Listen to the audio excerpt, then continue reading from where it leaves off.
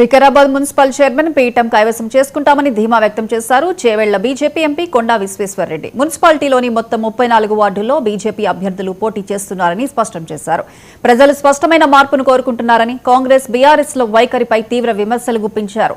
ప్రధాని మోదీ ప్రవేశపెట్టిన సంక్షేమ పథకాలు, అభివృద్ధి పనుల పట్ల ప్రజల్లో నమ్మకం పెరిగిందని, ఆ నమ్మకమే ఈ ఎన్నికల్లో ఓటు బ్యాంకుగా మారుతుందని అన్నారు. అప్పుడు అన్నారు ఎంపీ ఎక్కడ గెలుస్తారని. ఎంపీ గెలిచి చూపెట్టినాం. ఉన్నదా బీజేపీ అన్నారు. ఉన్నదే కాదు, ఎంపీ గెలిచి చూపెట్టినాం. మొన్న సర్పంచ్ ఎలక్షన్స్ లా దాదాపు 24 మంది సర్పంచ్ ఉన్నారు. అంతకు ముందు ఎంత ఉండే? ఒక సర్పంచ్ ఉండే. 1 నుంచి 24 పెరిగినాం.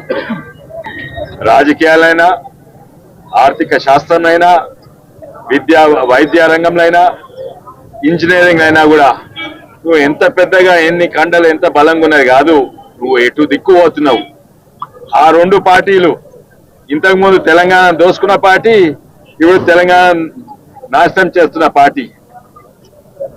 ఆ 2 కూడా ఎప్పుడో పెద్దగా ఉండొచ్చు కానీ ఎటు దిక్కు పోతున్నాయి, మీ నుంచి కింద పడుతున్నాయి. ఏకైక పార్టీ కింది నుంచి మీది